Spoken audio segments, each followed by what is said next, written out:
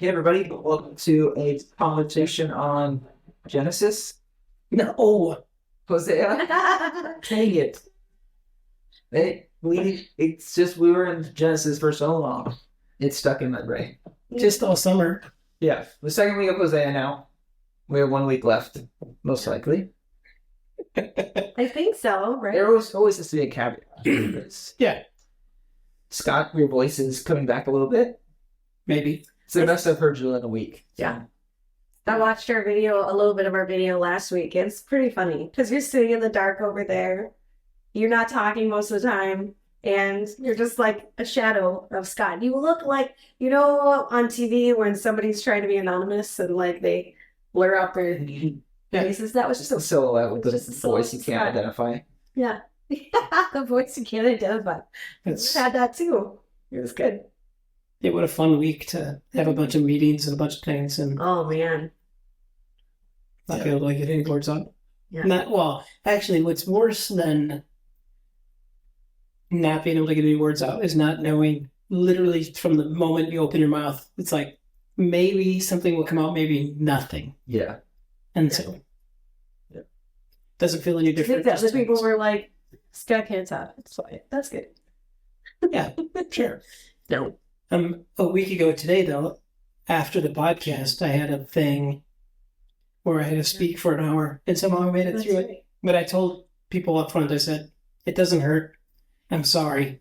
Let's never talk about it again. You did it. Rich is not here. He is in Colorado. We think, yeah, could be. Hopefully. Yeah, so we won't have a Rich's wrap up, and I ruined it last week. You did.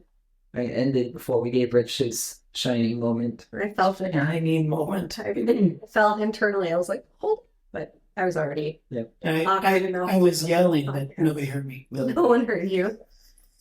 So, Hosea week 2. That's where we're at. What's happening? Oh, say it like. Oh, say it. I think I was actually in conversation this morning about this, about any part of scripture, if you forget about who's the hero, who's the focal point, who is supposed to be attention is supposed to be drawn to, you can miss a big part of the point. Because you can, in this narrative, if you say, this is all about just Israel, or it's just about their failing, and you just really miss the point that this is about God's grace in spite of failing. Yeah. It's not to say, too bad that they're bad people or that they were bad people. That's not the point. That's interesting. I felt like even when I read it, it is a long list of failing, which kind of, it's so long, it's really easy for you to miss because it's a small section where it's like, but God, Yeah. And so it's this small section where God intervenes in spite of this, but like there's chapters of how they failed over, Yeah. I do think that that's part of the art of communication is to build, and the grace and mercy of God is the art of it is that in the under explaining or the under build up of it, it's just like, and it is matter of fact. It's part of the point of just going, your narrative, our culture, or the Israelites, the narrative of failing is long, it's broad, it's unending, but God's mercy, it's stamped, it's done, it's complete. Well, I feel like part of the reason like I had wanted to study Hosea was a long time ago. There was a lot of books, not a lot. There's like a couple books that were written based on Hosea chapter 2. And like that verse in chapter 2 really has always stood out to me about a little bit about when Hosea talks about blocking her path to leave and building. It's like he's going to build this wall of thorns basically to keep her from leaving and take away everything so that she finally realizes why that Hosea provided. And it's the picture of Israel seeing that God has provided. And then it's followed by the list of wrongdoings. And so it has been hard for me to get past chapter 3 into like this list of wrongdoings, because in my personal experience, when I think about grace, I don't always think, oh, we're going to talk about everything I've done wrong. You know, like, oh, by the way, here's my list, you know? Yeah. That hasn't really been in that picture mentally.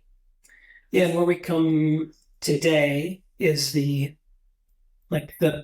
bomb drop of, here's the litany of all the things that they're doing, but then also it's like also tied together is like, oh, and they're also living out their religious obligation, their religious practices. And I think it's just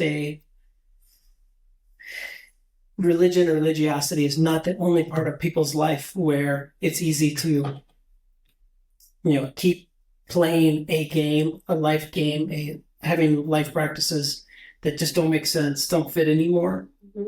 But this is a very clear one that they are still offering sacrifices, still going, bringing reverence to God, and completely absent of relationship with Him.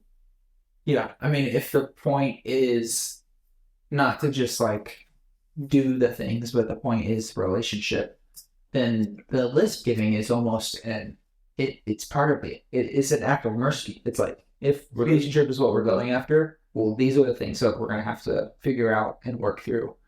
It's not a like list of like, you should feel bad, or a list of like, this is how terrible you are, or even a punishment. It's a, hey, if we're gonna do this relationship thing, here's the things that we need to work on. Yeah. And I think that works with God. Like, I feel like in relationship, every relationship to a degree, but I think like there's recognition that it goes both ways. Whereas in this story, like, God is the one giving the list because God is not the one screwing up. What is a foundation to relationship being worthy of that relationship? I think there's working on relationship, but I think that without grace, it's hard. I think that feeling of, so you don't have to deserve relationship in order to get it, but I think everybody would say that that's probably, or most people would say that's probably true, but insecurity just blows that puppy up. If you, again, that's part of the challenge of this narrative, is that if the goal of it is to make everybody feel very insecure, it's broken. The goal of it is to go, no, grace over, you don't have to be insecure, because mercy, God's mercy overcomes all of your shortcoming. Yeah. And I think in any relationship, maybe you don't have to be worthy of it to get it, or you don't have to do anything to get it. But I do think you have to do something to keep it. Like, if you start a new relationship, romantic or friendship or whatever, but then you never, that's it. Like, you just did the stuff to get the relationship started, but never continued to invest or do things or hear what the other person is saying. Hey, these are the things that are important to me. Like, that's what makes the relationship work, is people being able to say, here's the things in this relationship that are important to me. And then the other side goes, oh, I value this relationship enough to do those things. And I think that's like what God's doing here. He's like, hey, if you think the relationship with me is important and worth having, this is the path to it. Yeah, I think that's a good parable in it, is that if you would, in a fresh or new relationship, your empathy or understanding, even sometimes maybe your desire or drive to meet the needs or understand the needs of the person you have a relationship with can be lower. But part of healthy relationship is to, you feel the experience of the person that you care about. I understand that you don't like this, and so I'm not going to force you to be it or do it. I understand that this is something that you value, so I'm going to open up the door, all those things. And so here's a moment where God is going, wow, you guys have a relationship with me, and you're spending all this time, energy, and effort on the wrong things. You're like, oh, but God, I went to the temple every day this week, and oh God, I spent a whole bunch of money on these sacrifices. Aren't you so happy? And God goes, again, the beautiful narrative is, He says, I desire mercy, not sacrifice. And that the thing is that He's not his desire for mercy is not the mercy of the people. He desires to show mercy, not receive sacrifice. He's talking about himself. Yeah. And that is, again, I think hopefully part of the reckoning that we would walk through this weekend is to not just go, here's what you need to do, but rather, could you ask the question, what does God actually want from you? Yeah. Well, and I think in our conversation in Genesis, like what we saw over and over again was that rebirth and recreation, like the flood and then recreation and all of that over and over again, recreating and God trying to give fresh start, trying to maybe not fresh start, but like start new, I don't know, but recreate. Yeah. And he knew that it was going to keep happening. He knew that the problem wasn't going to go away, that humanity wasn't suddenly going to fix this list and be perfect, but that his mercy somehow overcame that, which is it's kind of miraculous. This story is so, like, it is God showing mercy, being able to go, hey, you're already spending all this time and energy trying to do what you think is right. Let me clarify what is actually important to me. It's like if you were in a new marriage and you just you read a book of how to be a good husband or a good wife, and you just started checking things off the list, but then your spouse goes, actually, I like cooking the meals, so don't do it all. It has to be more to me if you let me do, or there's those things that takes knowing and relationship back and forth, and those are the things that make a long-term relationship beautiful. Yeah, it's kind of like the parallel of if somebody you know that you love, that you care for, is ragingly allergic to flowers, and you give them flowers every day to show your love and affection to them. Yeah, because a book or a guru or somebody. Yeah, so just this degree of assumption. Or because that's what the cultural norm says. And this is what exactly the cultural norm said. Hey, to be okay with God, do A, B, and C. Mm-hmm. And boy, it's painful. Yeah. And I love that it happened to them and it would never happen to us. But there's not really a question worth asking. It's what are the cultural norms of Christianity that you grew up experiencing, thinking that these things were how you made God happy, how you had wish, what are those things? Because I can make a long list. Yeah, it can be again subtle. So in a world that is somewhat common or shared between us, is that there's a moment where you would say, you know what God really wants is eyes closed during singing, or hands raised during singing. And if there would be anything that God would go, wow, boy, I don't care. Yeah, for sure. And even to a degree, worship is kind of an easy one to pick on, because the New Testament, the repetitive narrative of Jesus that he shows as worship is in loving others. Yeah. Well, you could make it more intense. I don't think God cares how many times you attended a Sunday morning gathering or service. I think it's irrelevant. Yeah. I don't think when you get to the pearly gates, you had there's 450 and you needed 451 to get in. Sorry, bud. Yeah. Yeah, he doesn't care. But on the flip of it, and I think that's part of this, what's happening right here, and that leads to no action. It's not just a passive experience then. Mm-hmm. If you truly, as Micah 6 says, one of the calls, God gives a clear directive of what he wants, and one of them is to love mercy. And that is a call to love God, that he is merciful. And so if I truly see that God is merciful, it doesn't lead to my manipulation of it, or it shouldn't lead to my manipulation of it, or it also shouldn't lead to my moment where I go, it leads to a degree of apathy. Mm-hmm. Yeah. Love is actually, that's what a strong word. So to be actively engaged in, and not just engaged in appreciation, but also in response to it. Yeah, when we first started talking about this last week, I wrote down a sentence and then just writing on it later of this idea of like actions speak louder than works. Mhm.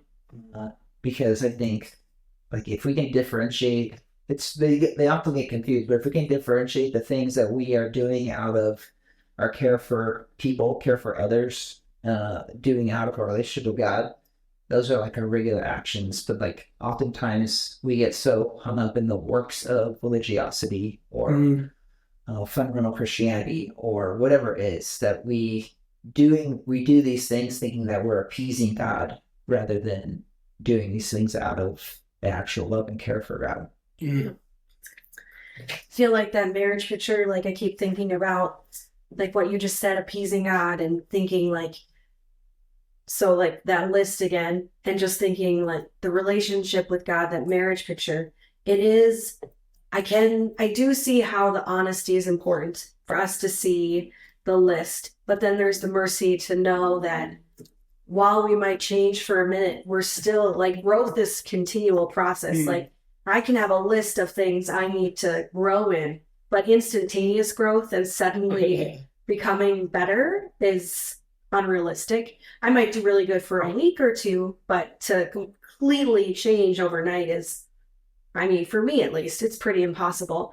And then recognizing like and for my spouse, the same, and recognizing like there is love, there is mercy, there is care, there is, through all of that, there is like, there's still like, hey, like I love you, even though you may not complete this list. And how we get to there, how we get to that point over time for both of us, like is really important. Yeah. And recognizing that, like you said, that love, that care of each other, of God loving us, being the catalyst for change instead of us just, it is that I no longer call you master, but I call you husband, I call you spouse, because the reason, the appeasement is so much of why we do it. Instead of it being that, instead of it, that mercy and love and grace. And I think it's in knowing who God is. Like it isn't done by myself. Like my change isn't just me like gritting and bearing it to try to change. Yeah, it's which is sacrifice. Yeah, it's God's transformation in me. Like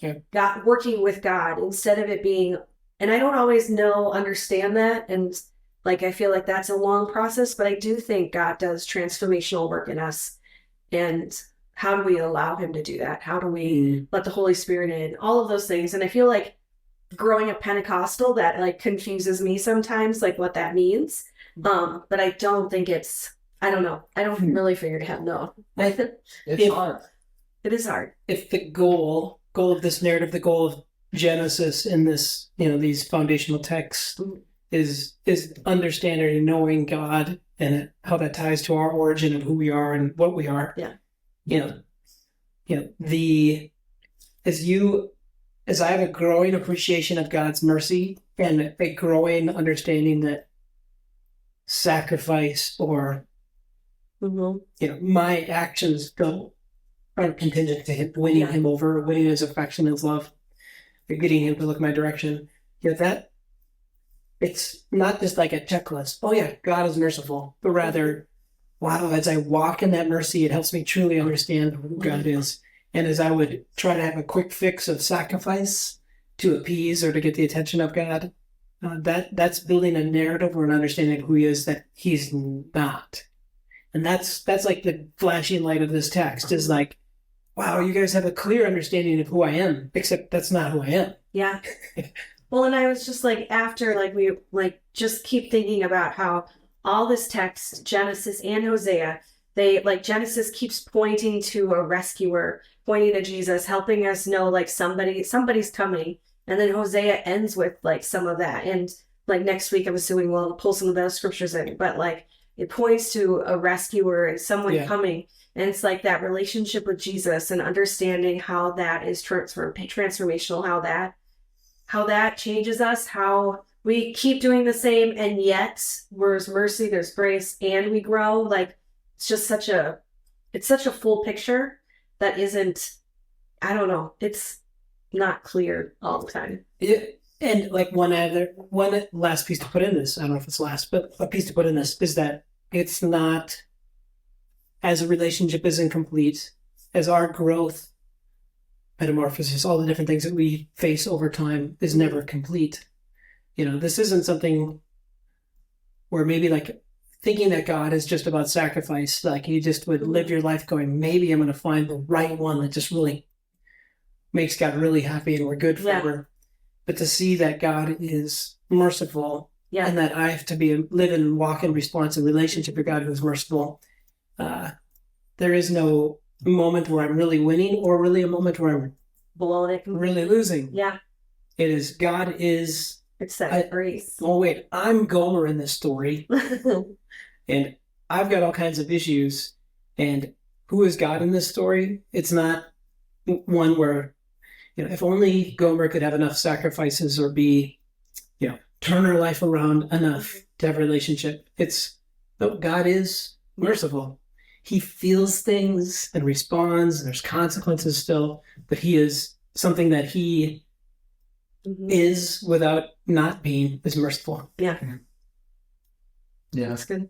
I think the one last thing that I was thinking of is because it's hard to know when you said earlier, it's hard to know are you doing it out of trying to appease God, or are you doing it out of relationship works, or are you doing it out of just like a true action that's coming out of things. And I think this may not be 100% true, but I think a good way to help, think about what side of that coin you're on is who is it actually about? Like, I feel like when I'm in places where, like, you look at the story, Hosea, you look at Pharisees in Jesus' life, oftentimes their appeasement of God was to better themselves. They were trying to get something out of it. They were trying to do something. They were trying to be something special. Versus if you are actually doing things out of relationship with God, those things are actually going to be selfless. It's going to be focused on others. It's going to focus on God. I think that's part of the reason that the call is like, we'll know who you are by the way you treat one another. Like it doesn't say, I'll know who you are by the way that you enforce my rules. Yeah. And I think those are very different perspectives. So if you're struggling to find like, why am I doing these things? Who does it benefit? Yeah. And I was thinking, like, when you were talking about that, I was thinking about, like, when I was thinking about relationship with God, I'm thinking about the mercy side and, like, my personal growth in relationship with him and all of that. Like, to me, like, when I say growth, like, I can internally go, oh, that means I'm a better person, or I'm becoming more like Jesus and, living my life the way I'm supposed to. And, like, there's some broken pieces that may never grow. You know what I mean? Like, there's... Yeah, I promise, right? There's some brokenness that's probably never going away. And there's mercy and there's grace in that. And like it may not always just be about my growth, or it's more about what you just said, keeping our eyes on Jesus, having a relationship with him. And like growth happen. I mean, I think growth happens no matter what. And I don't know. But I just like I think the mercy piece is so much, and the grace is so much bigger than, like, I wouldn't want when you talk about growth, like there is growth because I want to be the best, and then there's growth because that's you actually can serve your community and to do your life better because you've grown. And so I think it's for sure motivation. I think part of the mercy picture, this is really gross, is that God's mercy is not just to appease or to cover or to have a relationship with us because of the things we do. His mercy and his love and his passion and his grace overcomes who we are. Our shortcoming isn't always in the bad things we do. It's often just, we are created in his image, which is beautiful. But we have gaps, we have holes, we have who we are. And mercy is, there is no amount of sacrifice that's going to cover our gaps and our issues, but mercy does it. Yeah. I like that. That's good. Genesis part 2. I mean, Hosea. We're still jumping into part 3 and final part next week. See you then.